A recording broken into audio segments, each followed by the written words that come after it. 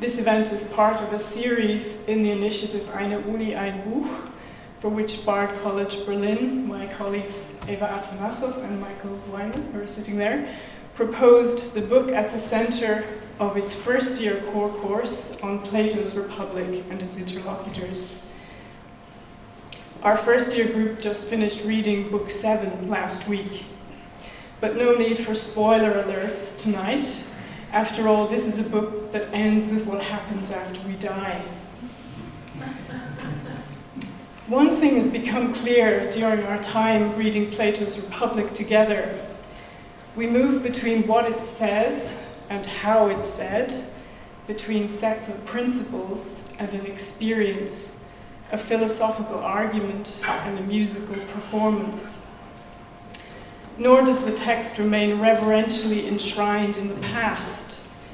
We meet the kind of question posed by one 20th century German philosopher. I read, he says, philosophers are no nearer to the meaning of reality than Plato got. What a strange situation. How extraordinary that Plato could have got even as far as he did, or that we could not get any further. Was it because Plato was so extremely clever? I don't know what relation between present and past, between the Republic and education today, will emerge in this conversation, but I'm eager, as you are, to find out. So let me thank our hosts, the Barenboim-Said Akademie, and hand over to Professor Michael Naumann, the rector of the Academy, to introduce our speakers. And I'm not going to improvise, and nor will I bother you with remembrances of my student years, when reading Plato as a political scientist was a clear indication that you're a stupid mysticist, and instead of reading Marx. But I found out you could do both. And looking at this picture reminds me of a book which was published by a lady, a British lady, called Elizabeth Butler in 1937. And the book was called The Tyranny of Greece Over Germany. And so I am absolutely delighted to be present at the reopening of that gate to this tyranny in this place here. There is no need for most of you to know, for me to explain to you where you are. This is called, fittingly, the Mozart Auditorium. Looking around, you're not reminded of Mozart. But it's a unique place where we practice philia between different tribes from the Middle East, all of whom, if they'd been around 2,000 years ago, would have known certainly that there's this wise guy in Athens who really hates music and poets and doesn't want them to be in his formidable republic. At least this is how he's constantly being misinterpreted. All I can tell you is that Plato actually loved music, and there is the story of his death. When he was on his dying bed, he called for a flutist, a female flutist, who then played the flute as he was passing away, giving time. So whenever I hear these prejudices about Plato, which are going to be revisited tonight and I think also extinguished, I think of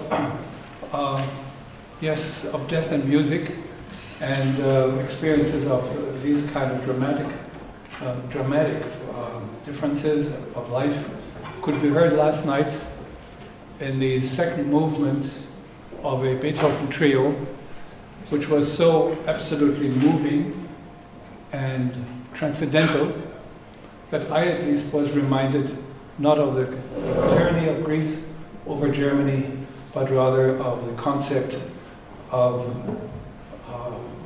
the agathon, and of beauty. And I think we all will discuss tonight and listen to our participants what the agathon of this evening might encompass. And I wish all of you shall we say, eine nicht nur gute Unterhaltung, not only a good entertainment, but 1 hour of education or Hidayah. Thank you, Mike, very much for that introduction. My name is Mena Hanna. I'm the Dean of the Barenboim-Said Akademie and a professor of musicology and composition here. I'm just going to take a few minutes to refresh your memories and remind you about the allegory of the cave and what it is that we're discussing today. So just imagine for a moment that you live in a cave. And for your entire existence, you've been shackled to a wall. And facing you is another wall. And on this wall, all you see are shadows passing by. You don't see the people carrying objects in front of a fire behind you, projecting this sort of shadow puppetry. You don't see anything outside of the cave to which you are bonded. Objectively, it's a mind-numbing existence. But to you and the dwellers of the cave, this is all you know. These simple images, these shadows are your reality. One day you are freed, you look around, you see the fire which burns your eyes, and you don't believe it to be anything resembling any sort of reality. Someone drags you out of the cave, and as Plato writes, by force up the rough ascent, the steep way up, and never stopping until dragged out into the light of the sun. You're angry and you're in pain, and you see the light of the sun which blinds you, and slowly your eyes readjust, and you see the true world out of the cave for what it is. You try to go back to the cave to explain what you've seen, but your eyes have been accustomed to sunlight, and they're blinded, just as they were when you were first exposed to sun. All you want to do is tell your fellow cave dwellers about the real world out there, and drag them out of their miserable existence into the sunlight. But alas, the prisoners, seeing that you are blind, think that leaving the cave would cause permanent harm. They resolve to kill anyone who attempts to drag them out of the cave. So what does this little story, the allegory of the cave from Plato's Republic, have to do with our life as educators? And I think I can confidently say, looking at the people that I'm surrounded by right now, as seekers of truth. For Plato, this allegory seeks to make an image of our nature in its education and want of education. These are the words with which he starts the allegory. And in our discussion tonight, we will use this allegory as a fulcrum through which we can discuss the challenges of education in university. This is an especially timely discussion with our media and political systems, and sometimes even our own universities, seemingly valuing the immediate politics of identity over our own common intellectual heritage, with our leaders valuing a vocational to a liberal arts education, see former President Obama's remarks on art history majors, and with our graduation rates beleaguered by socioeconomic inequities. For tonight's discussion, I urge you to keep in mind 3 questions. 1, what is education for? For what reasons or to what purpose do we seek to educate others? 2, who is education for and to whom do we aspire to educate? And 3, how is that education best conducted? Before we begin in earnest, I would like to introduce each of our 5 panelists. Leon Botstein has been president of Bard College since 1975, where he is also the Leon Levy Professor in the Arts and Humanities. He is chairman of the board of the Central European University and the board of the Open Society Foundations. He has been music director of the American Symphony Orchestra since 1992. Recent publications include the 2011 tenor lectures on the history of listening from Oxford University Press and an anthology of essays in German from Schulnei Verlag in Vienna in 2013. Lorraine Daston is the executive, or Roni, I should say, is the executive director of the Max Planck Institute for the History of Science in Berlin. Her current projects include a history of rules based on her 2014 Lawrence Stone lectures at Princeton University, the emergence of big science and big humanities in the context of 19th century archives and the relationship between moral and natural orders. Recent books include How Reason Almost Lost Its Mind, The Strange Career of Cold War Rationality, and Histories of Scientific Observation.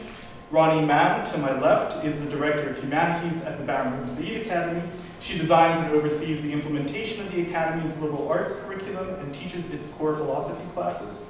Prior to her work at the Academy, she was a research fellow at the Berlin Social Science Center, and her doctorate dissertation is in intellectual genealogy of financial regulation. Her research areas lie at the intersection of political, social, and legal thought. And finally, last but not least, Michael Steinberg is the president of the American Academy in Berlin. He was previously the vice provost for the arts at Brown University, where he is the Barnaby Conrad and Mary Critchfield Keeney Professor of History and a Professor of Music and German Studies. Principal research interests include the cultural history of modern Germany and Austria, with particular attention to German Jewish intellectual history and the cultural history of music. His current and recent books are Listening to Reason, Culture, Subjectivity, and 19th Century Music, Reading Charlotte Salomon, and Judaism, Musical and Unmusical. Each panelist will offer his or her remarks, then we will open the discussion up to questions from the audience and to a discussion between the panelists here. So without further ado, I will introduce the first panelist, Roni. Thank you very much. We've just had rehearsed for us. Is this one? Yeah. We've just had rehearsed for us the parable of the cave. Plato's ideal of education is the school of hard knocks. The unfortunate cave dweller is shoved roughly up a steep incline by force, pushed into the blinding sunshine, and eventually made to renounce everyone and everything he has previously held dear. And finally, when his eyes have become accustomed to the dazzling contemplation of the good, he is equally roughly and forcibly shoved back into the cave, back into a darkness which is all the more hateful for having once seen the light. This is a model of enlightenment dreamed up by a Marine Corps drill sergeant. In fact, one might ask whether it's a model of enlightenment at all, and rather a form of bedazzlement. So how come 2,500 years later, we are still talking about this? Remember, Plato was writing a sustained critique of Athenian democracy. He imagines a society which is based upon eugenic principles, in which everyone will know his or her place because born to it, of bronze, silver, or gold nature. There will be no Humboldtian ideals of the fulfillment of individual talents and proclivities. The one moment at which Socrates' interlocutor Glaucon is a little bit uppity and protests, this is the moment when the poor cave dweller is now going to be shoved back into the cave. He says, is it a little hard on the cave dweller that he has to go back now that he's finally glimpsed the good? And Socrates replies sternly, this plan of the city is not for any individual. It is for the city as a whole. No individual, no one class of people should be allowed to flourish if it is at the cost of the polity as a whole.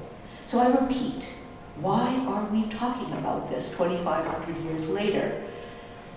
I think that there is, in this parable, at least one insight which is so puzzling to us now that it's worth returning to and trying to think about what it says about how we live now, or rather how we want to live now, and the role that education can play in that.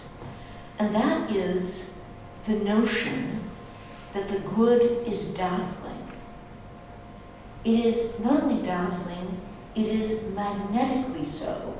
Only the heavy hand of duty can force or oblige the guardians who have once lived this to return to their duties. Of the ancient triumvirate of the true, the beautiful, and the good, I think we can still imagine the true and the beautiful as being dazzling.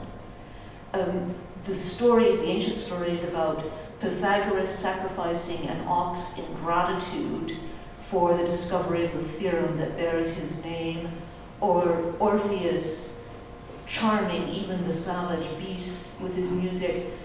These stories about truth and beauty and their mesmerizing power still speak to us. In fact, we can even imagine, at least in the case of mathematics and music, how truth and beauty might be intertwined. But good is the odd man out of this ancient triumvirate. It's hard for us to imagine the good as being dazzling. We can imagine it being admirable, worthy, but it's a tepid admiration. To praise someone these days as a saint is to praise half-heartedly. So how did this come about? In the very brief time allotted to me, I can't go through 2 millennia worth of Western intellectual history. But I think that a turning point is reached in this gallop through the centuries when we come to Kant and a reconception of good as, first of all, a form of duty. And there's nothing like duty to sickly over the good with the pale cast of obligation. But even more fundamentally, with the identification of the good with the dictates of universal reason. In so doing, Kant democratized the good.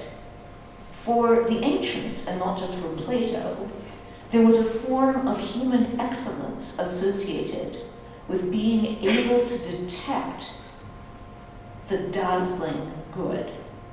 With Kant, it becomes within at least the reach of all of us, since reason is the birthright of all human beings, however patchily adhered to, but it thereby perhaps loses some of its attractions of virtuosity.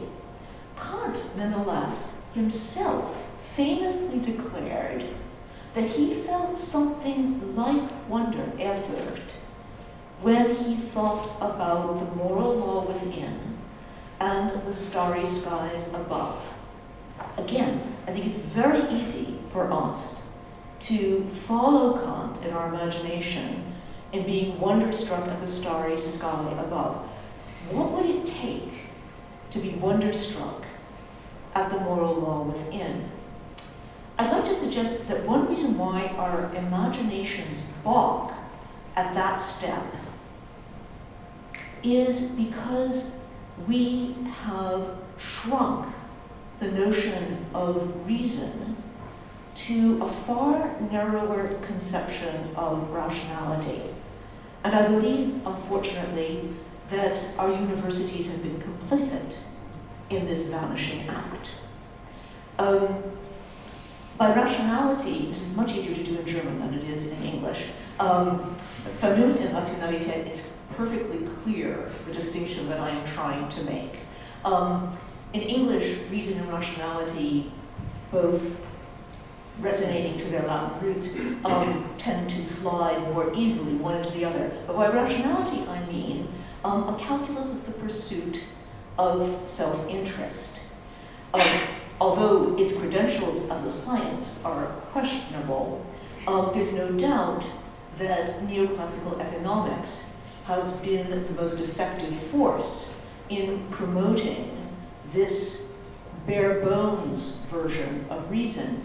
When Margaret Thatcher said around 1980 that economics is the method The object is to change souls. She knew whereof she spoke. This form of rationality is not simply a tool for the investigation of social, political, and economic life. It certainly is that. It's also a kind of stealth ethics. Ethics both in the ancient sense of sculpting a self, but also in our more familiar sense of a system of morals.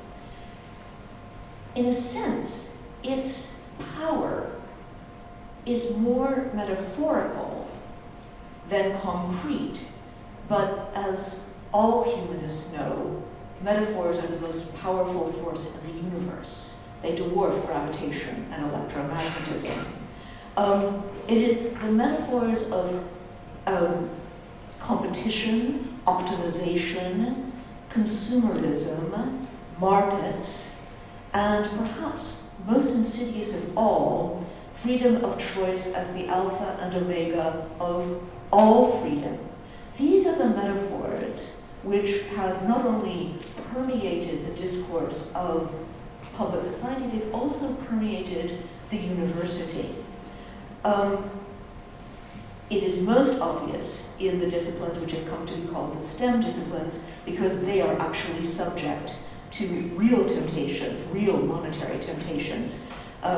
Recently, John Ioannidis, statistician at Stanford University, estimated that 60% of the articles now published in the biomedical sciences contain false or unreplicable findings. This is the result, he feels, of the setting of false incentives. But the humanities, although they're not subject to the same kind of crass temptations that, let us say, a biomedical researcher is at the behest of the pharmaceutical companies, they too, we too, have succumbed. Our language of justification has become one of a certain narrowed form of practicality. This language, this metaphorical language of rationality, has become the language in which we describe ourselves to ourselves. I'd like to end with a suggestion about a mission, especially for universities, which is to return to what they have always been, which is bastions of impracticality. They are the places where new visions of the good unfold and compete with rival visions of the good. That is one reason why strife is even more than at that feast of the gods that opens the Iliad, that strife should be the motto of all universities. It is a certain regulated, decorous form of strife. It is not, I hear a smirk in this corner. Ideally, it is not ad personam, only the ideas count. It is without regard to person's religion, creed, or nationality. But it is strife, it is eros, in Hesiod's good sense of eros, as emulation.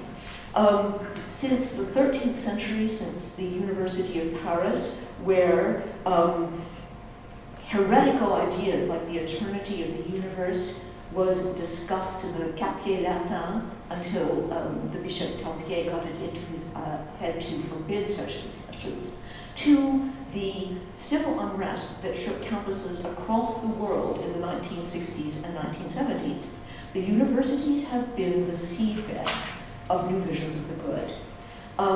These visions are necessarily impractical. There is no bulwark of our current order of decency and justice which was not first seen as wildly impractical.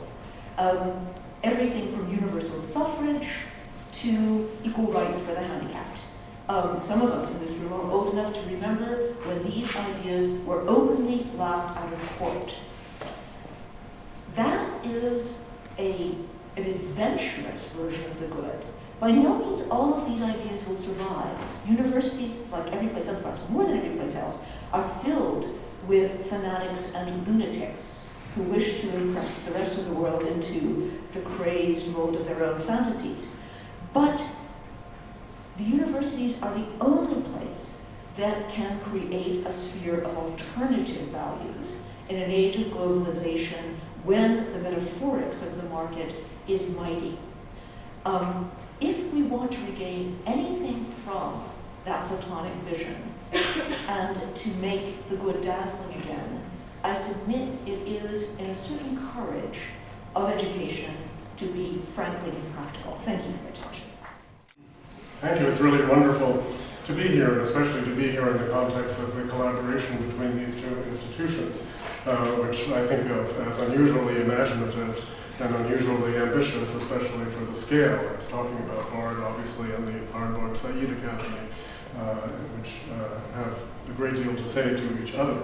I would like to make 3 points that focus largely on contemporary issues, and then possibly at the end reintroduce these issues in the context of really a long debate about how to read the Republic and the viability of the model of the Republic that is presented. The conflict on the one hand of taking seriously the argument of what results if this kind of politeia or society is actually put into effect, where many people come out with severe problems, and then the rescue of the text by really emphasizing form, and specifically the form of the drama or the dialogue, which, when emphasized, tends to open up the actual model as presented beyond the character of many of the individual arguments. So the first of the 3 points I'd like to make involves the question of citizenship, where I think the relationship of education to the model of citizenship has significantly changed since Plato's argument. And the basic change has to do with the shift from the education of citizens into something that already exists and that has to be re-inhabited through successive generations. The shift to the education into citizenship of people where origins are in fact not in question, and where the very model of citizenship, including what they are to be included into, is entirely open. There was a recent debate between American universities having to do with the rhetoric, which is now, I find, very important and very widespread, of diversity and inclusion as the model of university life, of the admission of students, and certainly the curricula that students follow.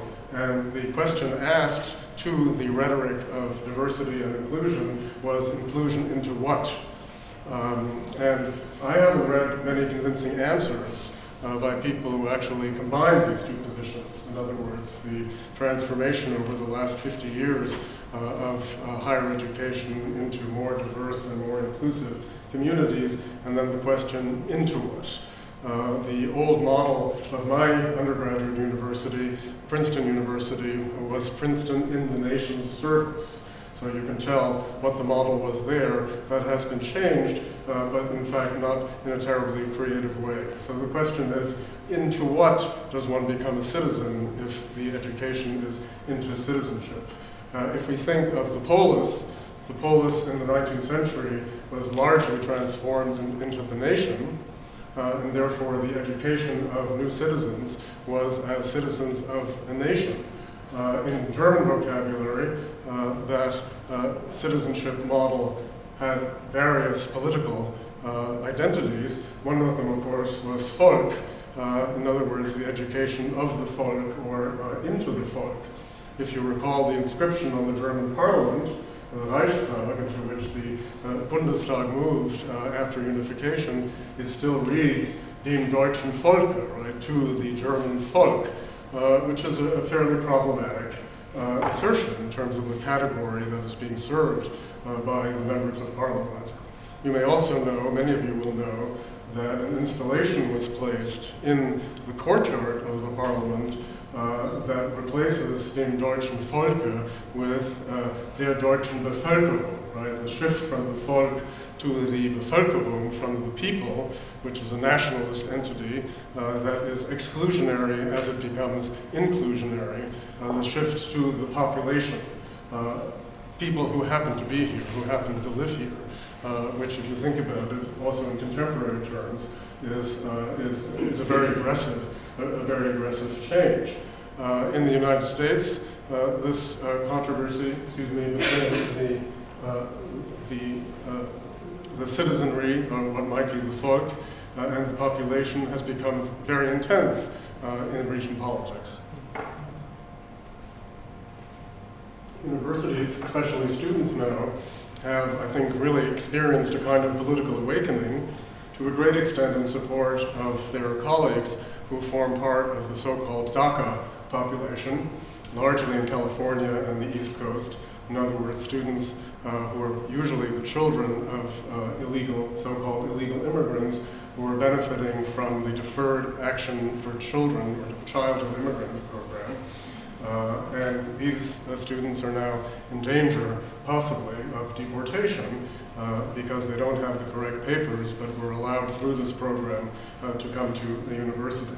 So the question of citizenship into what is in a moment of real political crisis. The migration-integration situation in Europe has a somewhat different cast, but is, I think, part of the same issue. A less urgent issue, but which I think is of enormous significance to this institution, has to do with the citizenship into much vaguer and less precisely defined communities, having to do, for example, with aesthetic communities, citizenship of an aesthetic community, the formation of communities through taste, through common commitments, through certain kinds of traditions and practices of performing, understood, of course, with the help of the humanities. That gets me to the second point, where I think there's also been a significant shift, and that is the question of ownership, of cultural ownership. Who owns cultural legacies, and who, in fact, carries not only the ability, but to some extent the legitimacy to become not only proficient, but to become somehow understood as new authorities in performance, in practice, in the creation of art, in the experience of art, in the expression of taste. And here there are different positions. One argument that I think has largely disappeared, although you still hear it from time to time, is an argument based in straightforward cultural legacy. Very often transmitted again through a kind of nationalist perspective that wins the day in the 19th century. That in order to understand a certain national tradition, a certain national practice or national aesthetic, you have to be, in a way, from the community. You have to grow up with the taste. You have to be children of parents and grandparents who, in fact, will transmit not only the explicit forms of practice and technique and value and principle, but, in fact, in a way, the hidden emotional aspects. When the German classical musical tradition started to make its way into Asia, many of you know these stories, there was enormous questioning about why this is happening and is this the real thing or not. The same thing happens, questions asked all over about young musicians from the Middle East. Why are they playing this music? Even if you ask a more aggressive question, how will they become authorities on this music? What right do they have to claim authority in playing this music? And these are very aggressive questions, and they require answers that are informed through these very broad changes. The counter-argument to this, which I think has also been more or less defeated, is a universal argument, that this is, in a way, art that speaks to everybody, and therefore anybody can have access to it, that in fact identity, what you bring to it, why you are involved in it, is equally meaningless. And to me that's also an argument that is no longer really interesting. And somewhere in the middle there's a feeling about a kind of complicated web of networks and taste and will and volition and identification, which is increasingly unpredictable. Who is going to identify with a certain tradition of art, music, poetry, taste? This is increasingly unpredictable and has nothing to do really with origins, but rather how connections are made, whether they're explicit connections, whether they're implicit connections, whether they're conscious ones or unconscious ones, and the boundaries between these categories are really very, very difficult to call. Now, there has been a challenge to this third argument recently through what, again, in the United States is called cultural appropriation. In other words, the claim that someone with one cultural identity can make on a tradition that comes from another cultural identity, especially when there is an unequal power relationship between the two. Again, very often the questions of legitimacy and rights are attached to this kind of question. What right do I have to either claim a certain kind of connection, a certain kind of legitimacy, and ultimately a certain kind of authority in interpreting or saying something of significance about a tradition that I wasn't born into or that may be identified with people of less advantage than I have. It's a very difficult issue, but one that is somewhat new and that really has to be worked through. The idea that cultural appropriation is in a way ultimately hostile to some kind of legitimacy or authenticity of participation, again, in the performance or even the taste involving cultural artifacts, cultural performance, or aesthetic traditions. Finally, I think that what we're talking about here in terms of an education that ultimately has a transformative potential on a polis or on a nation or on a nation state is a certain kind of social contract that is certainly under challenge but has largely been lost. I think the kind of difficulty, I don't like to use the word crisis.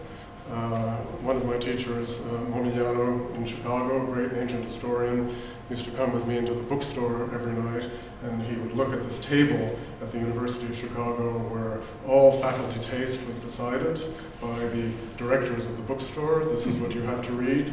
It's on the table, you have to read it.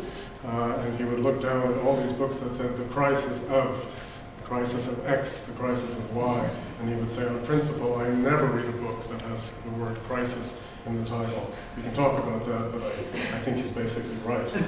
So I don't want to talk about crisis, I want to talk about instability and opportunity, but the crisis we're now in has to do with the, in a way, disappearance of any kind of viable social contract. And a social contract, to me, is somehow inseparable from a long process of the formation of secular society. That the kind of education we're talking about has to do with the formation of secular society. That also has to do, however, with a certain reinterpretation of the sacred and religious experience in relation to secular society. So there has been a kind of flat narrative of secularization as the accompaniment of a long process of modernity. I grew up with it. I, in fact, even taught it when I started teaching. That since the mid-17th century, or the Treaty of Westphalia, or whatever example you really want to cite, religion is no longer at the center of political or social life. It's somewhere out there in a way that is no longer taken seriously. We all know, if we read any newspaper, that this was completely wrong. We know that this was, in a way, an enormous error that had been made, certainly, from the professionalization of history in the mid-19th century through, let's say, the end of the Cold War. So we know that was a mistake. But what we haven't really done well enough is reintegrate the clear importance not only of religion in standard terms and categories, but the sense of what is sacred, which also has to do with the experience of art, into a social contract that is based on secular society, which is in part pluralistic and in part,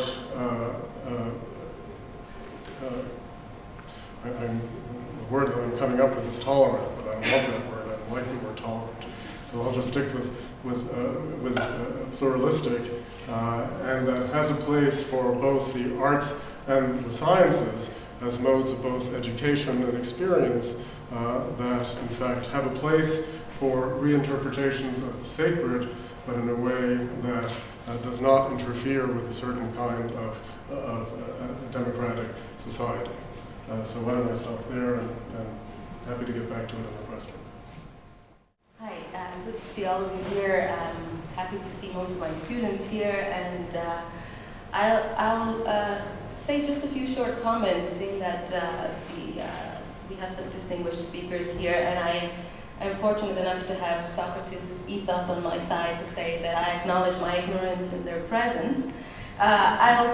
We here teach humanities to musicians, and we see this as a humanistic project that is a work in progress, and we're very much in the process of defining and redefining what it is we try to do. So I'm very grateful for the opportunity to look at Plato from the point of view of what is education for, what are the purposes of education, and think about it specifically in the context of humanistic education. We like to tell our students that as musicians, they should study the humanities, even though other schools don't. Most other schools, I'm not talking about Bard, but many other music academies don't teach the humanities in the way that we do. We like to say this will turn them into better musicians, better citizens, and better human beings. And we often, amongst ourselves, discuss what that could mean, what the challenges and internal difficulties of these ideas are, and what their potential is. So when I look at Plato, these are the questions that I have in mind, and we do teach philosophy here. Our students read in their first year, in the very first week, they read The Cave. And so I'd like to start with the main problem that students often bump against, and that I bump against as a teacher of The Cave, which is, I feel it has great potential in teaching us and in opening us up to the ideas of our possible illusions, the shackles that are on our minds, and how we might understand the possibility of enlightenment and liberation from whatever it is that we're not seeing, from whatever is misleading us to understand the world in a dark way, in a misleading way.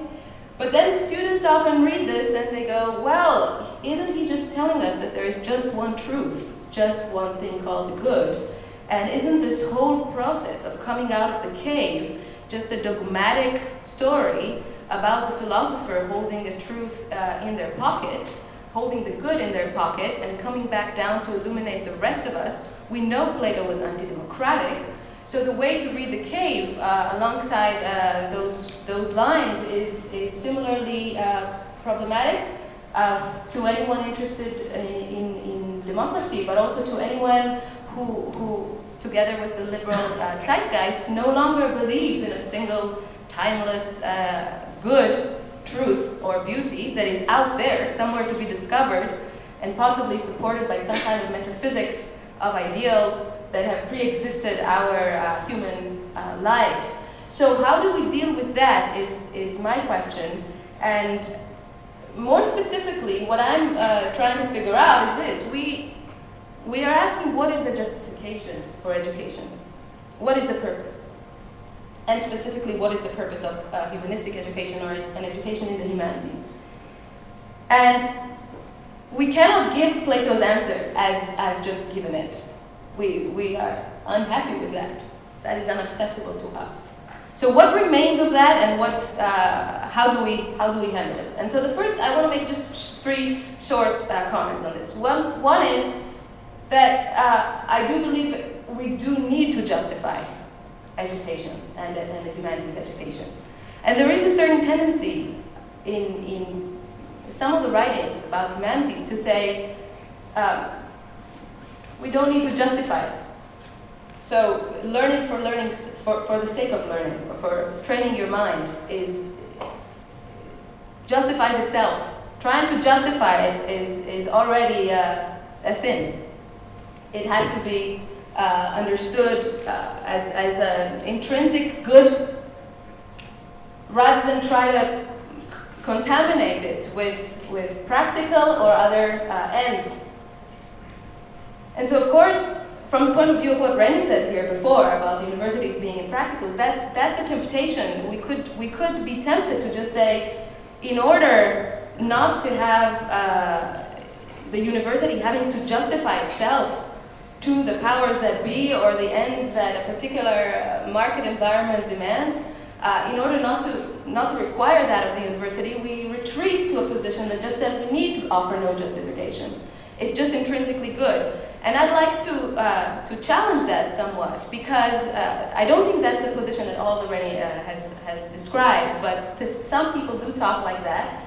And that is ultimately, to me, a conservative, elitist position about education, one that says we have a caste of Brahmins that sit and study ancient texts and other such impractical works, and we don't have to justify it in terms of the problems of the world or in terms of the needs of our society. At the end, what that means is that those people that have the privilege to take on these studies are exactly the elites that are somehow immune from the demands of the contemporary world.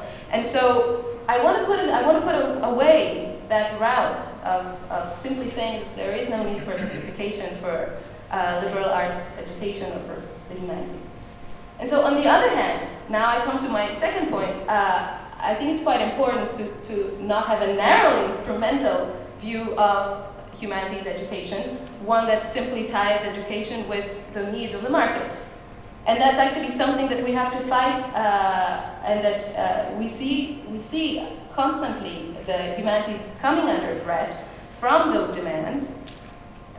We were just recently at a conference of European liberal arts colleges. There's an emerging phenomenon of having more and more liberal arts education in Europe, and they constantly have to justify themselves to European authorities and to the students in terms of so-called transferable skills. So you study the humanities because this will allow you, once you have skills of critical analysis and text, you will be a better executive, you will be a better software designer, you will be able to do better in the market. And when it comes to our students, the parallel of that is we say there's a transferable skills between the analysis, the critique, the systemic approaches with which we approach texts. You can transfer that to how you work with music. So you'll be a better musician in a narrow sense of how the market wants you to be. You'll get a better position in an orchestra if you study the humanities. This is the transferable skill argument. Now, there's some truth to that. There are transferable skills, and we don't want to say to our students that they will learn nothing that is useful to them at all here and in other places where the humanities are taught. But this is ultimately an unsatisfactory argument. And it's unsatisfactory both to the students, because not all skills are so easily transferable, and so is transferable. If you sit there at 10 p.m. and you have to decide, do I practice for another hour, do I go meet my friends, or do I sit now to understand the profound connections and distinctions between Heraclitus and Parmenides? What do I do? The transferable skills doesn't really take me very far. It's not so immediately understood. And so it's not satisfactory to the students, but it's also not satisfactory to us as humanists, because we want to ask not only what will make you a better musician, but what is a better musician, and why is music important, and why is it that we care, and have a conversation about that, and about the world out there. And so, to speak more broadly, we do want the education that we give to be somewhat serviceable to the world and to the individual, but not in a narrowly market-bound way. And we want the studies to be a site of critique of whatever ends the market happens to privilege. We want to define and redefine what, as Roni said, what the good should be, and to have alternative visions of that. And if we don't try to do that, we end up servicing the market ends, which operate behind our back, so to speak. And I just wanted to just quickly connect that with Plato, because of course, one way to read Plato is as a critic. You have individuals sitting in the cave, valuing, prizing certain skills. If we sit there in the cave looking at the wall, Plato tells us, we're going to find extremely valuable those of us that can predict what shadow is going to appear next on the wall. and have all sorts of prizes for honors for those of us that are able to give us this information. But once you get out of the cave, you realize that all that was worthless.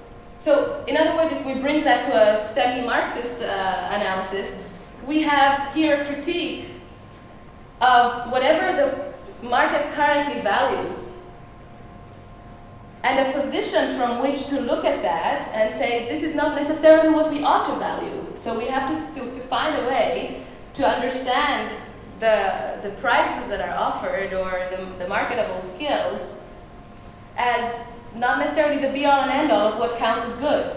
So this is our position, and we have it, rather than operating behind our back, we put it in front of our eyes in order to be judged and assessed and reassessed. So, do I have a couple more minutes left? 2 minutes. So just that brings me just to the very final point, which is to say, if we don't want to have a dogmatic idea of the good, but on the other hand, we don't want to fall into, by default, what the market considers good, but rather we want to be able to reevaluate that, we have to come up with a form of classroom and academic conversation that is a meaningful discussion about ends that transcends the idea or the false dichotomy between, on the one hand, dogmatism and on the other hand, arid, liberal, to each his own opinion, and we just tolerate each other's views. And this is something I come across again and again when I talk to some of my fellow teachers in other schools, this idea that in order not to be dogmatic, we have to be completely value neutral, not talk about the good at all, leave the students to decide for themselves what the good should be, because we don't want to be authoritarian. And so there seems to be this false dichotomy. Either we're authoritarian and think that we have the good in our pocket, or we retreat to a defeatist position of having no conversation at all about ends. And what that means is that we devolve into the market defining for us what our ends are going to be, because we cannot meaningfully interact with each other to discuss it and to find out. So where I think I'd like to imagine ourselves going as humanists, or thickly humanist rather than thinly liberal in the school, is a place where we can imagine that outside of the cave, so to speak, there is something we call truth, good, beauty, but it's not out there from before we were born transcendentally, but rather an imminent praxis where we together discover and rediscover through our different perspectives, through our encounters, have things that we can settle on as properly good, as worthy, and as valuable. So together with Edward Said here, we don't give up the Promethean in the quest for truth or in the quest for good. We don't give up on that human aspiration, even though we do want to leave outside of the door the Platonic, idealistic, ahistorical, timeless good that the philosopher knows and nobody else. So I want to, is this on? Yes. So I want to thank my colleagues for allowing me last, because it is it's very easy. So before I say what I was going to say, I'll jump in just to make a brief journey through a couple of comments made by my predecessors here. First, I think to Dr. Naumann that I think Ian Butler was more interested in rescuing the British obsession with the Greek by distinguishing it from the German to protect British fascination with Greek tradition from any association with fascism. So the book is more about England than it is about Germany in a funny way, and that's my view of it. But it is a lot about Germany, I know, but I think it's interestingly about England as well. And to Mark, I do think that Obama corrected himself. I want to defend our former president. He's entitled to make a mistake, and he tried to backtrack from a sort of a offhand comment about the uselessness of art history. And to Michael, I would say, you know, the cultural appropriation argument is a particularly difficult one for musicians, because if we actually cleanse the repertory of cultural appropriation, we'd have very little to play. And so I just wanted to say that, you know, this is I duck every time somebody talks about this, and it raises so many questions of the definition of authenticity of that which is appropriated, the reductive definition of a coherent culture. I want to say to Roni that I have no doubt, without argument, that humanistic education makes a better musician, since I've never met a good musician who didn't have one.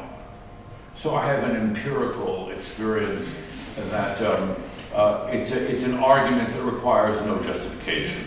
It just is true, and I don't think it has to be argued. And because music is a form of life, and so it, I don't see the problem in it, and the purely athletic training of musicians within a narrow definition eviscerates any potential that music has to speak to continuing generations. And finally, to Lorraine, that I agree, another way of using your word impracticality is uselessness, that there's something useless, but useless in the sense that it has no utility. But it is related to the idea that, and this brings me now to Plato, that he was interested, I think, in what it means to live a just life, which has to do with a conception of life in which there is an afterlife and there is a soul. I'm not saying that I believe in any of this, but that's what he believed. And therefore the question of the future of your, what we would in modern terminology consider the conscience, when one reaches one's deathbed, how does one evaluate one's conduct of life? And therefore the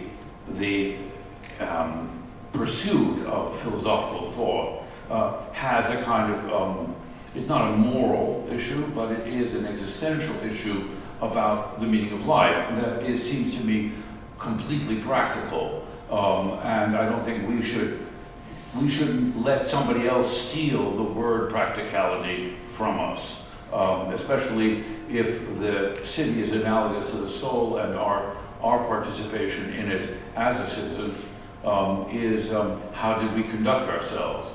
How did we live our life? So when the question of the revisiting the allegory of the cave, I have three basic points. One is that, and this repeats, I apologize, what my colleagues have said here. One is that there is a discontinuity in the current readership when we teach, not only in terms of who goes to the university or who encounters this, but the dwarfing of the Greco-Roman tradition by the integration of traditions of thought that are not in the strictest term Western, if you will. And therefore the classical tradition has lost some of its thoughtless priority. And that makes teaching it different, absolutely different. Second, there's the rise in religion. The one thing we never anticipated, and Michael alluded that we never anticipated 30 years ago, that the religious revival, the reinvention of religion, particularly very doctrinal religion in all the major religions in the West, and also among Hindus as well, this kind of reinvention of a new kind of politicized religion, not that religion was always politicized, but that's very, very important. The third point is that we face now, and we open the Plato to ourselves or to a student population, the absolute erosion of participatory liberal democratic claims. One doesn't have to look very far to see instrumental democracy justifying what Viktor Orban calls a liberal democracy, or whether it's Erdogan or Putin, or in our own country, Donald Trump, that there is a complete cynicism about the sort of instrumental claims of citizenship and political participation. So this kind of erosion of politics fundamentally. So when you open the Republic, you have to face those preconditions. Especially, I'll come back to this, the issue of economic inequality as well. The second point, in the context in the United States in particularly, is Donald Trump. And there, that is not about his politics. It goes to something that you pointed out, is the vulgarity, the absolute obliteration of any plausible claims between truthful and untruthful statements, the obliteration of lies and truth, the normal vocabulary. The critique of elites, I think elite is a misused word. I have a lot of respect for elites of which I'm not a member. Every time I'm operated on by somebody, I treasure that woman is part of an elite, which is called a cardiac surgeon. That I don't think it's a democratic skill. It's a learned skill which merits some reward by the society. The second big point, so one is the context of how we teach the allegory of the cave. The second has to do with the cave itself, which I'll come to in a moment. The epistemological basis of most of our discussion of politics is not Platonic. The social contract theory, the democratic theory that most Western democracies work on, is based on an epistemology which does not concede an existence to a metaphysical realm.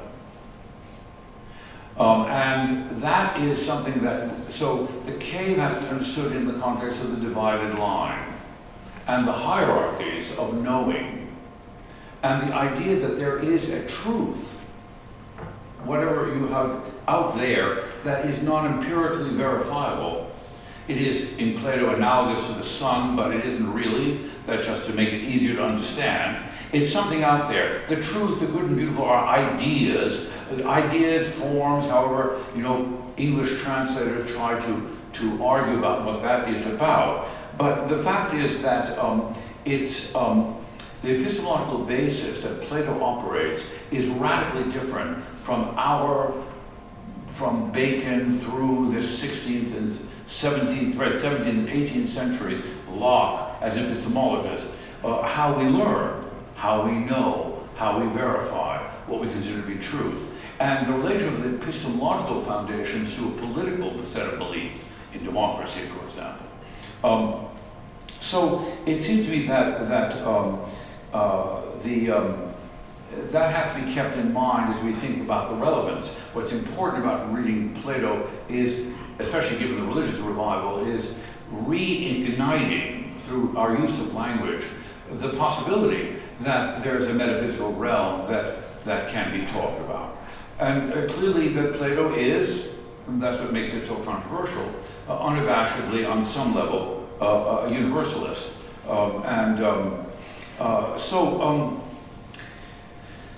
The third point I want to make is that the cave is really our life. There's no thought that the cave can be exited. The philosopher goes back into the cave. The cave is the absolute, imperfect, unchangeable. There's no thought that everybody gets out of the cave and the cave is gone. The cave is the framework of actual material mortal life. It is the framework of mortality. Its shackles, its illusions are the things we have to find a way to live with, not get rid of. And I think that's a fundamental insight of the allegory of the cave. And the question is, how do people who may see that the cave is not all of reality, but only part of reality, because that metaphysical reality, what do they do when they re-enter the conversation? The interesting thing is that,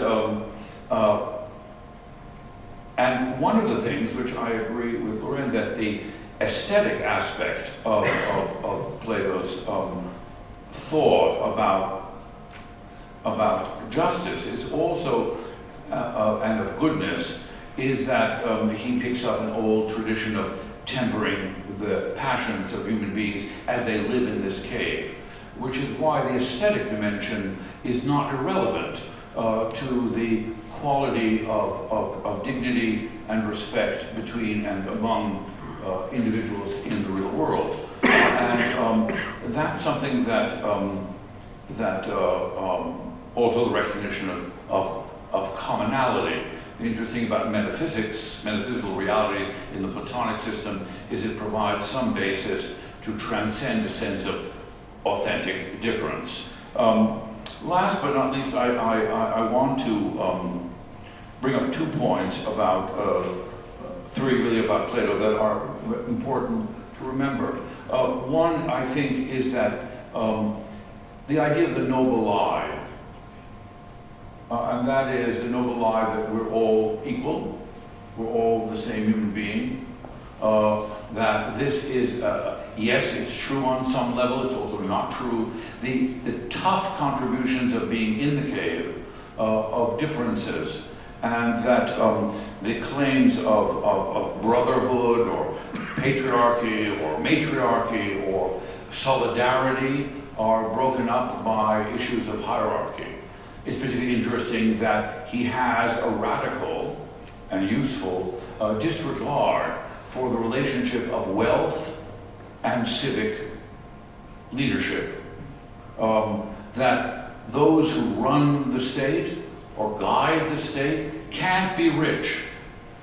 And that the rich, it has to do with capital, which is why people have read a radical view in the middle of the Republic of this. And I think that is, that's worth remembering about the nature of when we read this about what the experience of exiting the cave and returning. One of the things that clearly is lost by the person who exits from the cave is the attachment to material things, to wealth, to values. Among the central illusion is the value of money, wealth, and that kind of domination as a human value or a just value. And that is very provocative because it provides a philosophical justification that transcends just envy. The revolt against the rich is desire to share the wealth or to distribute it more equally, whereas to think that the essence of life clearly has the need to avoid hunger and poverty and distress, clearly, but that in a well-ordered and just society, these values are not dominant. And there is no doubt that we live at a time where that isn't the case. And where our societies, the recent election in the Czech Republic, our own election, our own governmental system is entirely corrupted by the confusion. And the change in the economic structure has lent a kind of ethical credibility to successful entrepreneurship and wealth and innovation, and monetizing discoveries, whether they're in information sciences or in biology. So my response is, why is the cave relevant, which goes to the issue of education, is to do what is an old-fashioned idea, which is the transvaluation of values, to turn our ordinary language and intuitively thoughtless assumptions of how we think upside down. Plato is as startling from the outside, forcing people to rethink how they talk, how they name things, how they make connections, and what they think is really true in the world and how they might find it. And that the implausibility of what is a religious, but to our ears, a secular notion of a metaphysical realm is a provocation which can force a reflection on how to fix and how to rethink the political structures of a pluralistic world in which things such as freedom and beauty and goodness are encouraged by the structures. So whether it's into citizenship or for citizens, it is a way of critically, it is a drama by which a person really hones the skills of a dialogue with oneself and also with others about the basis upon which we communicate and form the political and social relationships in which we live. So as a provocation, it's not for its ideology, but for its hard to escape challenge, and not the least of which is the notion of the immortality of every soul. So we have time now for about a 20-minute discussion or so, 25-minute discussion if we really want to push it. But I wanted to get the ball rolling, and remember that you as audience members are participants. We're all in the cave together. And you can ask questions to us here on the stage. Is that microphone detachable? Can someone can we have a runner, please, with a mic? So we can add one. If someone wants to take this one, to volunteer to grab on both sides of the room.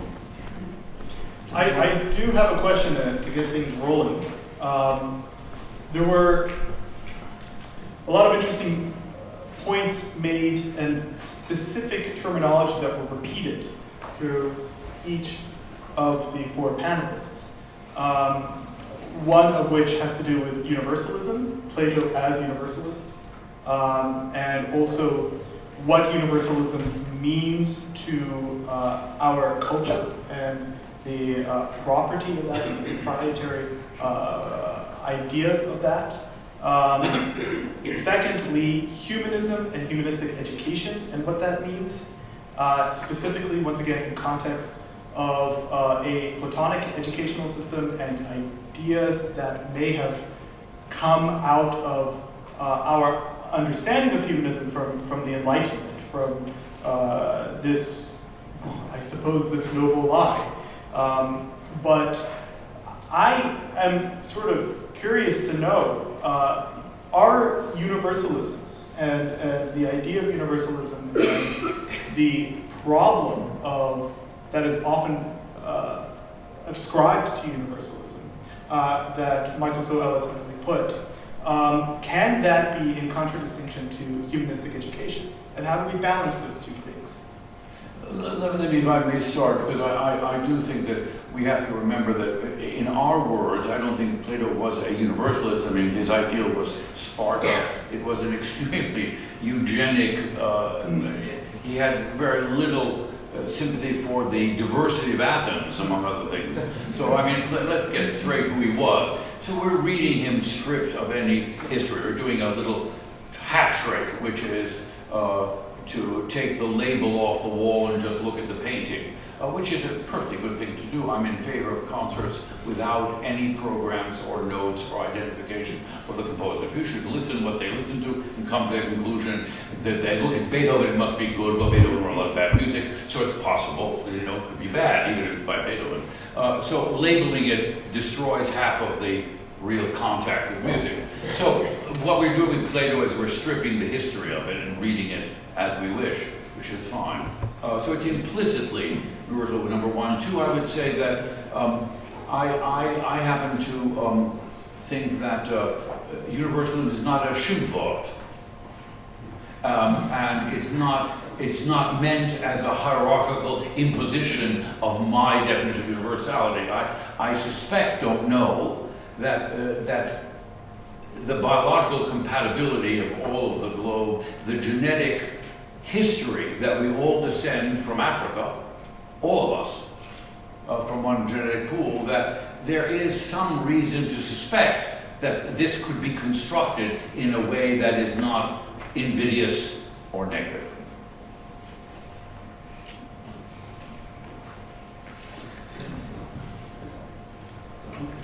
I think that's true. I think the problem is that historically it hasn't. That's right. That's the problem.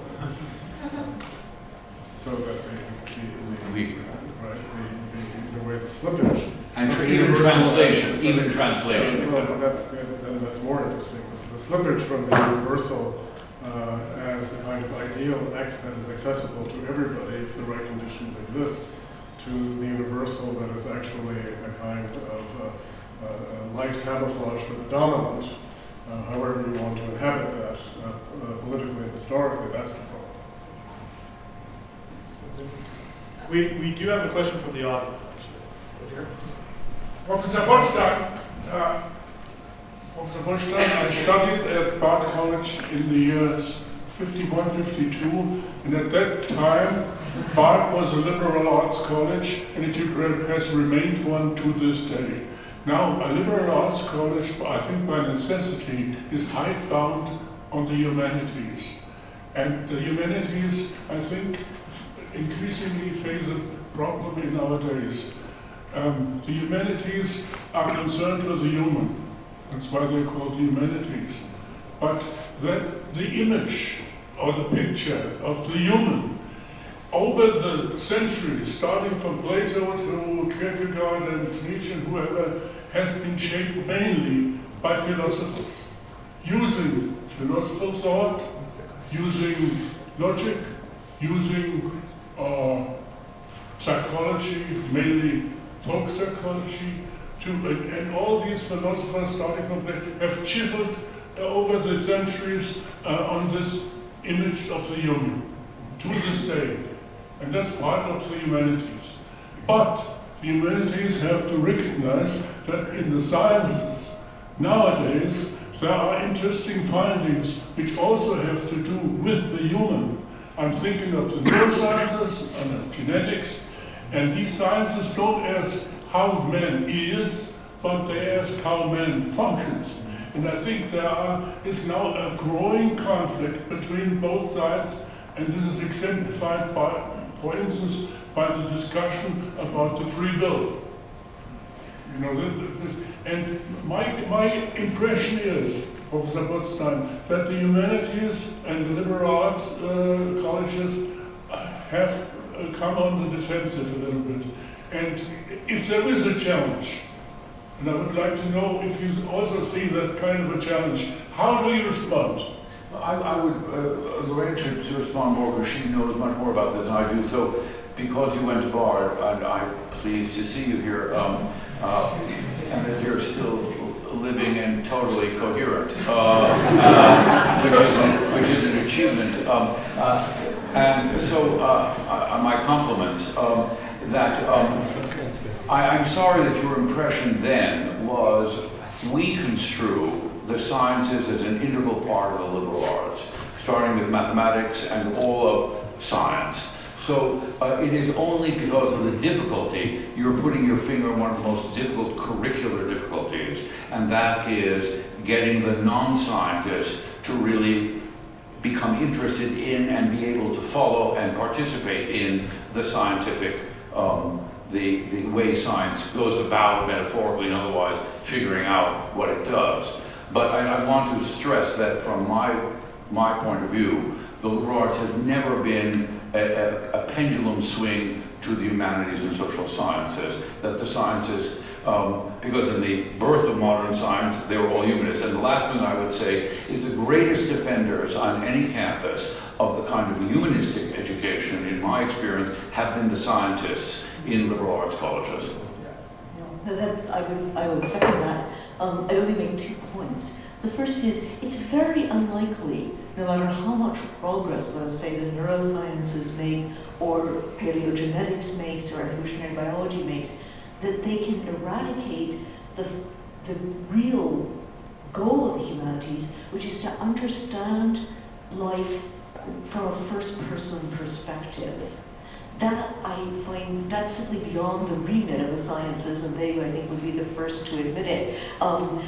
The second point I would make is to underscore what Leon just said, which is, in the history of science, we constantly have young, brilliant,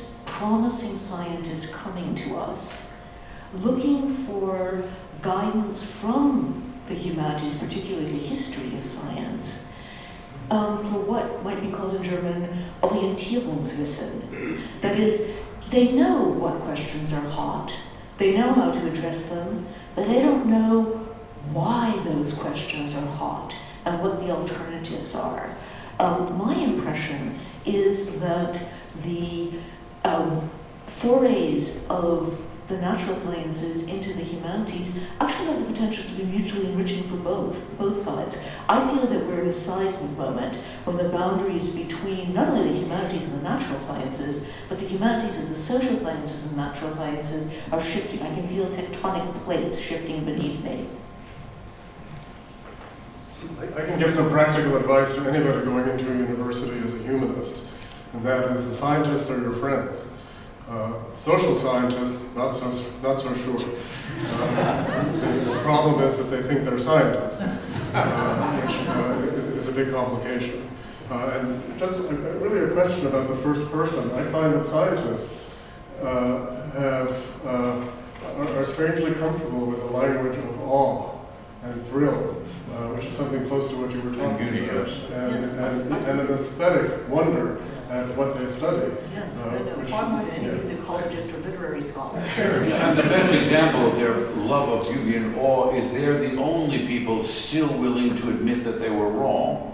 Because somebody came up, there was a colleague of mine who had over her lab another beautiful hypothesis destroyed by an ugly fact.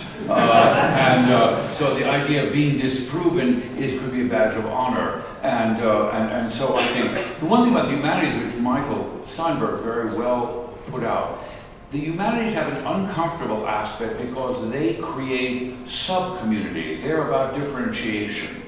So people talk about Shakespeare and English culture, and Goethe and German culture. And if I meet another emigre, which I did as a child, who told me that when impossible, you couldn't possibly understand Choose Your Poison, Schiller, unless you spoke German, without any understanding that speaking German is a nonsense because there's not one way to speak German and language is not a static thing. So I'm not sure that somebody who was born in Dortmund has a better access to Goethe than some hard-pressed person in China who's learned German and in order to read Goethe, who got closer to the use of the language since the modern discourse, the language is not a static matter. So this kind of conceit, the humanists have a tendency to break up the universal as part of their agenda. That's part of the dangerous, the non-philosophical parts, particularly of the humanities. We have a question right here. Good evening. Mr. Botstein, good to see you again. Alexander Frey. I gave a speech to a packed opera house in Russia last week about almost this very thing. And I mentioned that, particularly you mentioned the danger of the humanities. I talked about the fact, and you might want to comment on this, that Plato, for example, thought that music was such a powerful force that it could be dangerous to society if taught incorrectly. And the fact is the humanities, or what people also refer to liberal arts, has two components. It has the word arts and humanities, of course, and it has the word liberal. And it has always been seen as a threat from the time of Plato and Aristotle through to this very time in history. Mao saw it as a direct threat and then brought forth the Cultural Revolution. And I mentioned that in our own country, the 1950s, McCarthyism, under the guise of routing out communists, went after all the artists, the Hollywood blacklist, and then all the people on Broadway and so forth. And also there was the anti-Semitic component to it as well. Anyway, and so the arts, the teaching of humanities has always been thought of as something leftist. It's had a political ring to it throughout history, and it's been persecuted. And artists have been persecuted in the fall of Constantinople in 1452. The same thing happened where they killed all the artists and went after the intellectuals and they all fled. Curiously enough, And an illustration of all of this is that the arts always survive somehow. The humanities and the study of humanities always survived. The fall of Constantinople, the case that the scholars fled to Venice, and from Venice they disseminated Greek letters throughout the world. The scholars did their work there and then went off into Northern Europe and so forth, and Scotland and England.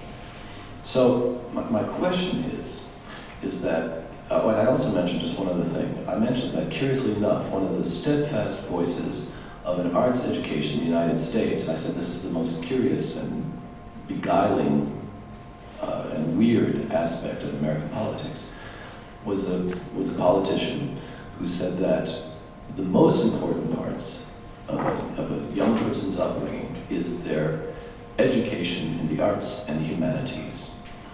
And that person, believe it or not, was Mike Huckabee. And so I find it very odd that there's this dangerous, Can you get to the question, please? Yes, the question is, how do you somehow separate the idea and teaching in humanities and a liberal arts education that it is something that does not pose a threat to a young person growing up in a society that emphasizes technology and career and so forth, and that it is something that will actually enrich them in the long run and not make them a pariah, not make them a poor person because becoming an artist of any kind, if they decide to pursue it, will result in poverty, etc., and not make them an outcast in a society that favors money and technological-oriented careers. If I understood the question, so I apologize a little bit if I didn't quite hear it. Number one, that just quickly, music, which is the only thing I know anything really about, has always flourished under tyranny because censors can never figure out what it's doing. Yes.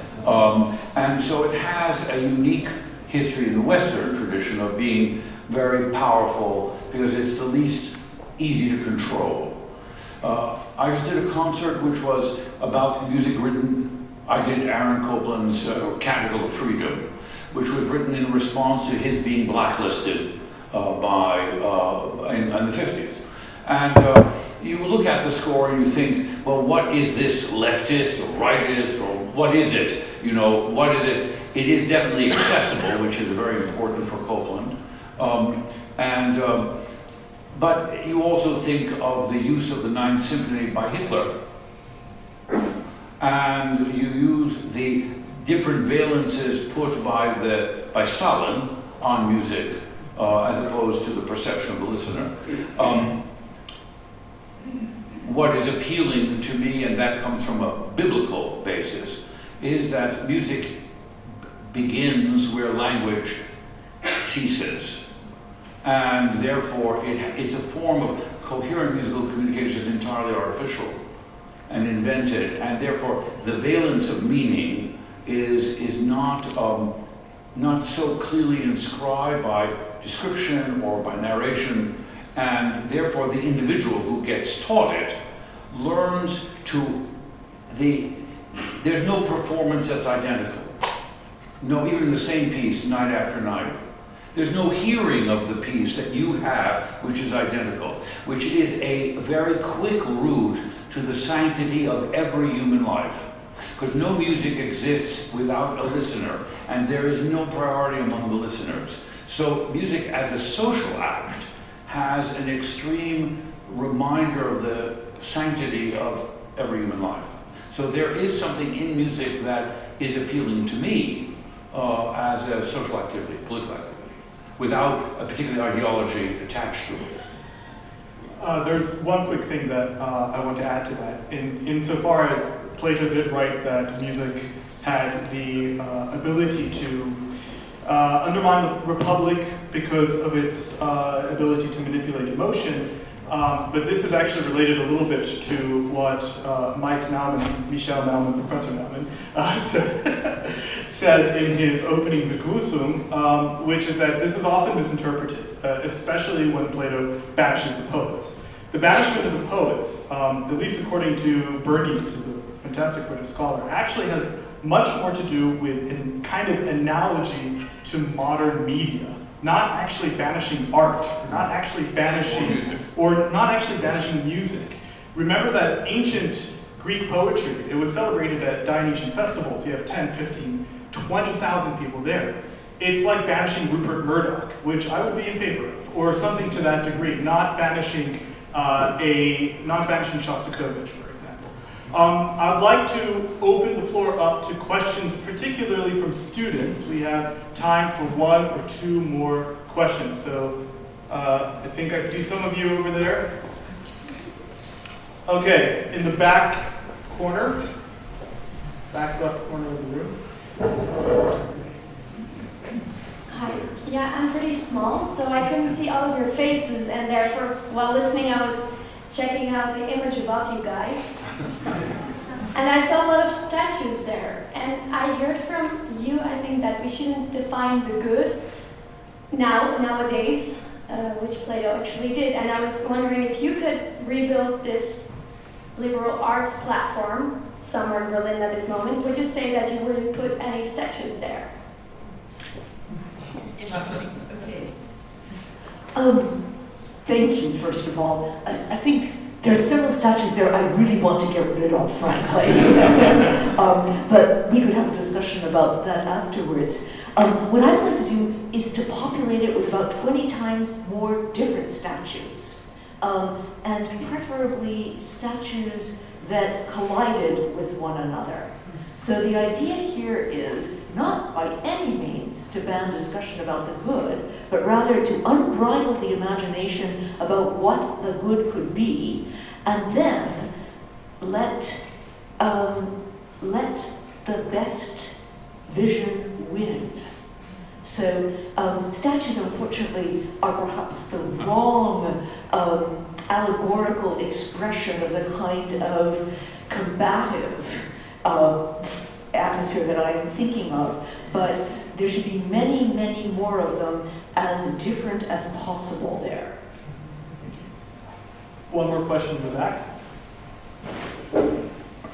So pressingly, many of us who live under dictatorships begin to ask ourselves and begin to draw parallels between the allegory of the cave and the figure of the philosopher and that of the organ grinder in old London, for example. So the idea of, and George Orwell would write about this a lot, but the figure of the organ grinder as someone who is a nuisance. And so he would write, "Their dreadful music is the result of a purely mechanical gesture and is only intended to keep them on the right side of the law. For in their richer districts, the police will not allow begging at all, even when it is disguised. As a result, the beggars of London live mainly on the poor," and I would add the poor in spirit and the poor in purse. And so a bit of a dilation in time, but this leads to the main problematic that I think is at the core of this discussion. So we can go back to 762 AD in Baghdad, for example. And at the time, it was the center of education to the extent that books, the demand for books increased to the extent that people had to exchange books with gold in order to purchase them. And I think this is related to one of the main problematics we have today, where we fail to see the value of things. In the sense that, for example, Yehudi Menuhin, who is someone we can compare to the figure of, in relation to the figure of the organ grinder, he would say, we musicians have to stick together and help each other. And so it's this kind of like holy begging in a sense. But I think this relates to the greater problematic, which is this danger of attempting to enter a field with an open mind without looking at the history of the nation. And this is what happened in 2003, for example, when, as an American culture, we said we put the we put the former president of St. John's College in New Mexico in 2003 in charge of changing the entire educational system in Iraq. And so when he arrived and he was tasked with this, he wanted to arrive with such an open mind that he refused to read any of the history books. And this was fairly problematic because he didn't realize at the time that the literacy rate in Iraq in 1985 was around 89%, and that of New Mexico was 46%. And that's fairly problematic. So my long-winded question of it is, what is the danger of trying to arrive into a field with an open mind without looking at collective history that we as a universal nation have and refuse to see because of national borders that perpetuate this idea of like a vacuum that we live in,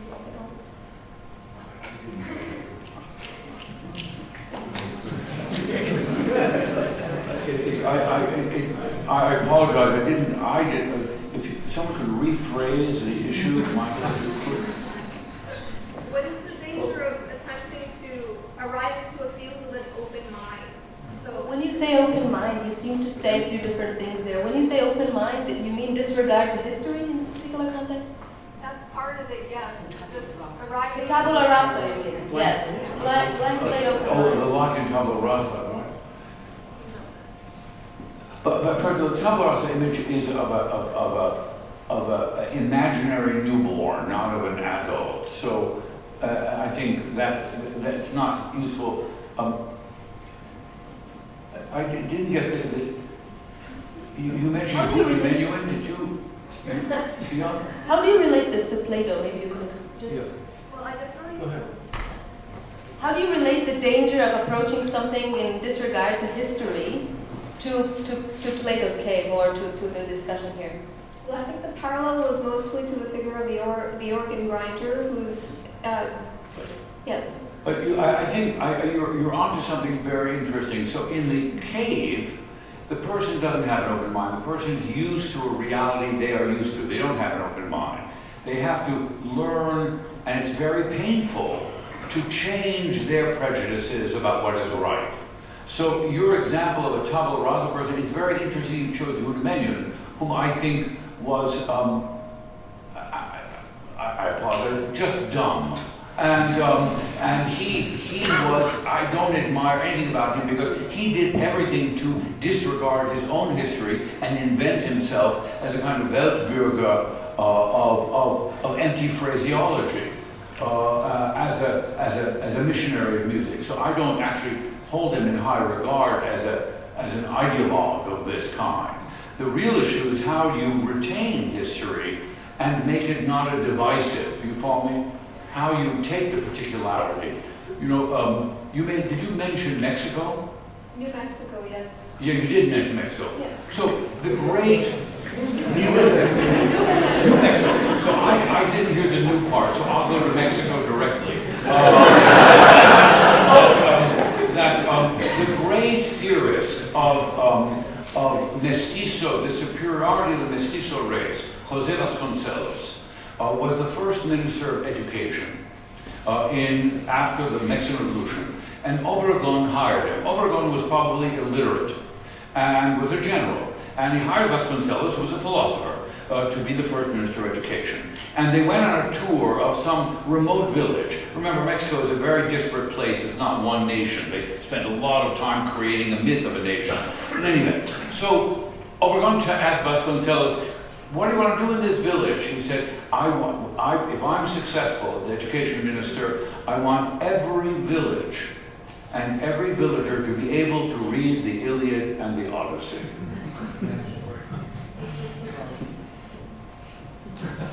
Just one short comment which I'm inspired to think of through this intervention has to do with what was said before on universalism and humanism, and it's just perhaps one more step in the question of the possible relationship between these two ideas, and how you said universalism used to be, and it can certainly be criticized as a Eurocentric project of universalization and colonization, empire. So it was some kind of fake universalism. And basically, my view is the dominant view becomes masquerades as the universal human, and we want to keep that criticism in mind. But at the same time, we don't want to go all the way down to particularities where we're unable to translate each other to each other because we are each only able to understand fully our own particular background and culture. And this is something I encounter when we interview students and we read some translated poems by Mahmoud Darwish, for example.